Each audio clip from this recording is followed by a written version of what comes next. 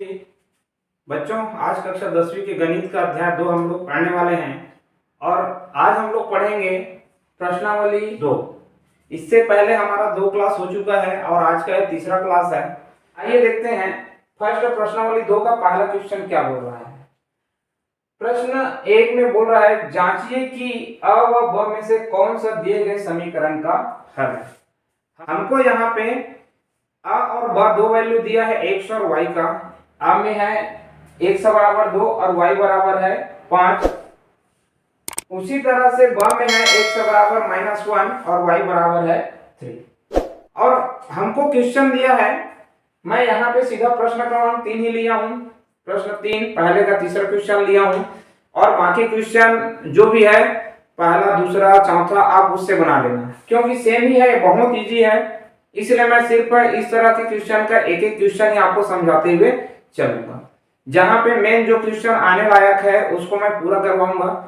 तो यहाँ पे आपको रखना क्या है, पहले बार आप समीकरण में x के स्थान पर 2 रखेंगे, y के स्थान पर 5 रखेंगे। यदि दोनों पक्ष बराबर आता है तो वह उसका हल है, और यदि दोनों पक्ष बराबर नहीं आता तो वह उसका हल नहीं है।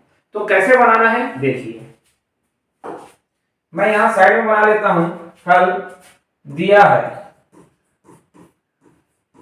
क्या क्या दिया है हमको, यहाँ पे दिया है 2x - 3y बराबर -11। तो पहला अ नंबर कर लेते हैं। दिया है 2x - 3y बराबर -11। तो अ नंबर में हमको क्या बोल रहा है, अ में हमको बोला है x बराबर हमको रखना है 2 और y बराबर रखना है 5। चलो देखते हैं, ये हो जाएगा 2, x की जगह में क्या रखूंगा 2, ऋण -3 का -3, और y की जगह में क्या रखूंगा 5 बराबर कितना हो जाएगा ऋण 11। ये हो गया 2 दूने 4, 5 तिया 15, ऋण 15 हो गया, और ये हो गया ऋण 11। ये हो गया ऋण 11। अब यहां से क्या बचेगा, तो ये हो जाएगा ऋण 11 और ये हो जाएगा हमारा ऋण 11। तो यहाँ पे left hand side is equal to right hand side. अतः ये समीकरण का जो हल है वो अ नंबर का समीकरण का हल है। अब देखते हैं ब नंबर के लिए क्या हो रहा है। ब नंबर में हमको रखना है x बराबर -1 और y बराबर रखना है 3। तो यहां पे क्या होगा, फिर हमारा ये 2x - 3y बराबर ऋण 11। x के स्थान पर -1 तो 2 into -1 -3 into 3 is equal to -11। ये हो जाएगा -1 इंटू 2 -2 माइनस ये हो गया 9, तो यहाँ पे हो जाएगा -11। तो यहाँ भी हमारा क्या हो जाएगा -11 इक्वल टू -11। तो ये भी हमारा क्या है, left hand side is equal to right hand. मतलब प्रश्न क्रमांक 3 के लिए अ और ब दोनों का मान ही क्या है, उसका हल है। इसी तरह से आपको बाकी में देखना है, यदि बराबर आता है तो हल होगा, अगर बराबर नहीं आता तो वह हल नहीं है। प्रश्न क्रमांक 2 सेम उसी तरह से जैसे पहले हम किए। पहले वाले में एक ही समीकरण दिया था, 2 मान रखना था। इसमें 2 समीकरण दिए हैं, दोनों का मान हमको रखते जाना है। फर्स्ट बोला है जांचिए कि अ व ब में से कौन सा दिए गए समीकरण का हल है। x बराबर है 3 और y बराबर है 1। अ में ब में है x बराबर 1/2 और y बराबर है 1/3। मैं सीधा प्रश्न 3 लिया हूं, दूसरे का तीसरा क्वेश्चन, और यहां पे हमको दिया है 2x - 3y इक्वल टू 9 और सेकंड समीकरण दिया है 3x + 7y इक्वल टू 2। दिया है 2x - 3y इक्वल टू 9। यहां पे हमको क्या रखना है, अ के लिए पहले देखेंगे x बराबर 3 और y बराबर -1। यहाँ पे हो जाएगा 2 इंटू 3 -3 और y के स्थान पर -1 इक्वल टू 9। ये माइनस कैंसल, ये 3 दूने 6 धन 3 बराबर 9, 6 3 9 बराबर 9। तो यहाँ पे हो जाएगा मेरा left hand side equal to right hand side. समझ आया। अब इसी के लिए हम क्या करेंगे, ब में मान रख के देखेंगे। ब के लिए तो ब में हमको x बराबर क्या रखना है 1/2 और y बराबर क्या रखना है 1/3। चलो देखते हैं, 2 इंटू एक्स की जगह 1/2 माइनस का माइनस 3 का 3, y की जगह क्या रखेंगे 1/3 इज इक्वल टू 9। यहां से क्या हो जाएगा, 2 से 2 कैंसिल, तो ये हो गया 1 माइनस, जब ये बटे के बटे होता है तो वो ऊपर चला जाता है, तो ये हो जाएगा हमारा -3 इंटू 3 इक्वल टू 9। यहाँ पे हो जाएगा 1 माइनस 9 बराबर 9, तो यहाँ पे -8 नॉट इक्वल टू 9। तो यहाँ पे ये हमारा समीकरण का हल नहीं है। यह समीकरण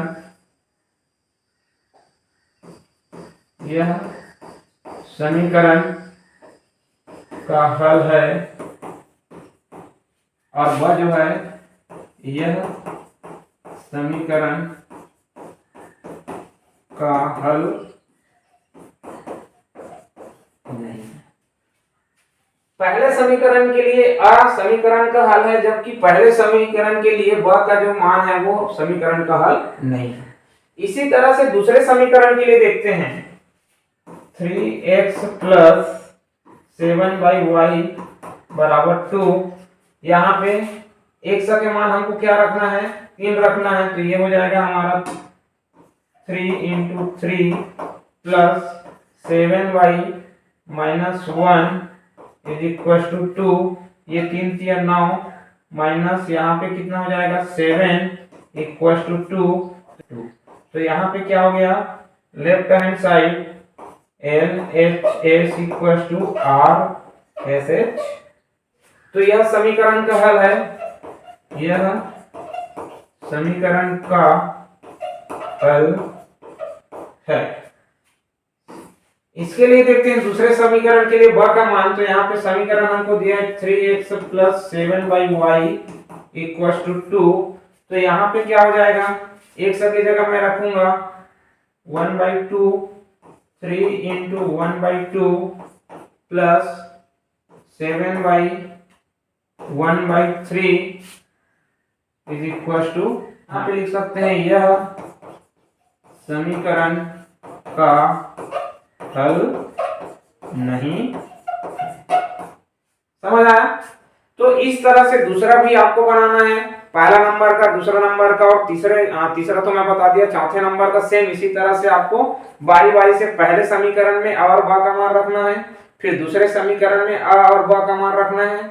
जिसका वैल्यू बराबर आता है वो हल है, जिसका वैल्यू बराबर नहीं आता वो हल नहीं है। अब देखते हैं प्रश्न क्रमांक 3। फर्स्ट क्वेश्चन हमको दिया है, तीसरे में हमको बोला है निम्न समीकरण को किसी भी विधि द्वारा हल कीजिए। तो पहला है x - y बराबर -1 और 3x - 2y बराबर 12। अब आपके पास तीन विधि है, प्रतिस्थापन विधि, आलेख विधि, विलोपन विधि। आप जिस भी विधि से हल करना चाहते हो आप हल कर सकते हो। तो फर्स्ट हम लोग यहाँ पे हल करेंगे इसको प्रतिस्थापन विधि से। हल दिया है x - y इक्वल टू -1 समीकरण 1 और 3x - 2y बराबर 12 समीकरण 2। हल दिया है x - y बराबर -1 समीकरण 1, 3x - 2y बराबर 12 समीकरण 2। हम इसको प्रतिस्थापन विधि से बनाएंगे। तो हम क्या करते हैं, समीकरण 1 में देखते हैं, समीकरण 1 से x - y बराबर -1, मैं y का पक्षांतर करूंगा तो x बराबर हो जाएगा -1 प्लस y, तो यहाँ पे x बराबर हो जाएगा y -1। अब क्या करेंगे, इस x के मान को हमको समीकरण 2 में रखना है। आपको ध्यान रखना है कि अगर आप x या y का मान समीकरण 1 से निकालें तो उसका मान 2 में रखेंगे, यदि 2 से निकालें तो उसका मान समीकरण 1 में रखेंगे। उसी समीकरण में आप नहीं रखेंगे, x के मान को समीकरण 2 में रखने पर देखते हैं समीकरण 2 क्या है। 3 x की जगह हम क्या प्रतिस्थापित कर रहे हैं, तो y माइनस 1 माइनस 2y बराबर 12। तो ये हो जाएगा 3y माइनस 3 माइनस 2y बराबर 12। अब क्या करेंगे, y वाला एक पक्ष में, बिना y वाला दूसरे पक्ष में, तो ये हो जाएगा 3y माइनस 2y बराबर कितना हो जाएगा 12, और ये ऋण 3 इस तरफ था, ये इधर आके कितना हो गया +3। तो y का मान हमको कितना प्राप्त हुआ, ये हो गया हमको 15। अब y का मान आपको मिल गया। अब इसको आप चाहो तो समीकरण 1 में रखो या समीकरण 2 में रखो, अब इसमें कोई दिक्कत नहीं आएगा, आप कोई भी समीकरण में रखकर आप निकाल सकते हैं। यहाँ पे y के मान को समीकरण 1 में रखने पर यहाँ पे हो जाएगा x माइनस y बराबर कितना है 15 बराबर -1। तो x बराबर -1 माइनस 15, इस तरफ इधर आके कितना हो जाएगा +15। तो यहाँ पे x बराबर कितना आ जाएगा 14। अतः x बराबर 14 और y बराबर 15 होगा। समझ आया? तो इस तरह से आप प्रतिस्थापन विधि से हल कर सकते हैं। अगला क्वेश्चन देखते हैं। प्रश्न क्रमांक 4 हमको दिया है 5x माइनस 8y बराबर -1 और 3x माइनस 24/5y धन 3/5 बराबर 0। दिया है 5x माइनस 8y बराबर -1। समीकरण, इसको हम समीकरण 1 मान लेते हैं, और 3x माइनस 24/5y प्लस 3/5 बराबर 0। इसको मैं जब इस तरफ लेके आऊंगा तो ये हो जाएगा मेरा 3x ऋण 24/5y बराबर -3/5। ये हो गया मेरा समीकरण 2। अब आप समीकरण 2 को ध्यान से देखेंगे तो आपको यहाँ पे क्या नजर आ रहा है कि सभी जगह यहाँ पे ऊपर में 3 है, यहाँ पे 3x है, यहाँ पे हम 24 को क्या लिख सकते हैं 8 गुना 3, और यहाँ भी हमारा दूसरे पक्ष में 3 है। तो अगर मैं दोनों पक्ष से 3 को हटा दूं तो यहाँ से मेरा हो जाएगा 3x माइनस 8/5y बराबर यहाँ से -3/5। तो ये 3 से ये 3 कैंसल, तो यहाँ पे क्या बचा x माइनस 8/5y बराबर ऋण 1/5। बटे में क्या हमारा 5 है, तो हम क्या करेंगे दोनों पक्षों में 5 का गुना कर देंगे। 5 को हमको जब भी आपको बटा वाला रहेगा तो वहां पे आपको कोशिश ये करना है कि उस बटे को आप हटा दो। उसके लिए क्या करते हैं, उसी संख्या का दोनों पक्षों में गुना करते हैं। दोनों पक्षों में 5 का गुना करने पर, अब 5 का गुना कर देंगे तो 5 का गुना x के साथ भी होगा, 5x ऋण, ये हो जाएगा 5 गुना 8/5y बराबर ये हो जाएगा ऋण 1 गुना 5/5। यहाँ से 5 से 5 कैंसल, यहाँ से 5 से 5 कैंसल, तो यहाँ पे हो गया मेरा 5x माइनस 8y बराबर -1। अब यहाँ से आप दोनों समीकरण को देखेंगे, ये है मेरा समीकरण 1 5x माइनस 8y बराबर -1, और यहाँ पे मेरा जो नया समीकरण इसको मान के चलो मैं समीकरण 3 ले लेता हूँ, तो ये मेरा हो जा रहा है 5x माइनस 8y बराबर -।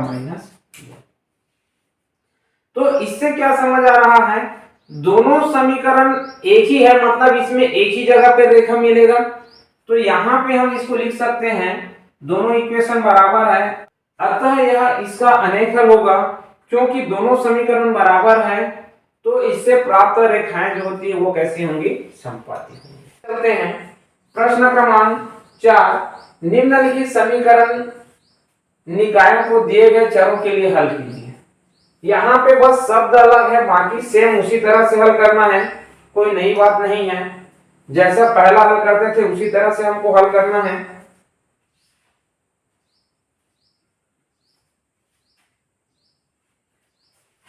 प्रश्न क्रमांक 2 में लिया हूं चौथे का हल।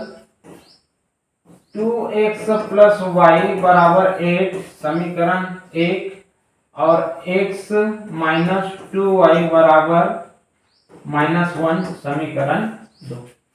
अब इसको हम लोग हल करेंगे। दो बार हम प्रतिस्थापन विधि से हल कर लिए हैं, अब इस प्रश्न को हल करेंगे विलोपन विधि से। तो पहले मैं क्या करता हूं, हमको कोई भी x या y को हमको इक्वल कर लेना है। तो मैं यहाँ पे ये माइनस है, ये प्लस है, मैं समीकरण यदि समीकरण एक में यदि 2 का गुणा करके उसको जोड़ दूंगा तो यहाँ पे कितना हो जाएगा, चलो देखते हैं। समीकरण एक में 2 का गुणा करने पर समीकरण एक है हमारा 2x प्लस वाई, इसका मैं 2 से गुणा किया बराबर 8, तो इधर भी 2 से गुणा करूंगा तो ये कितना हो जाएगा, 2 दूने 4x धन 2y बराबर कितना हो जाएगा, 8 दूने 16। ये हो गया हमारा समीकरण 3, नया समीकरण मान लेते हैं।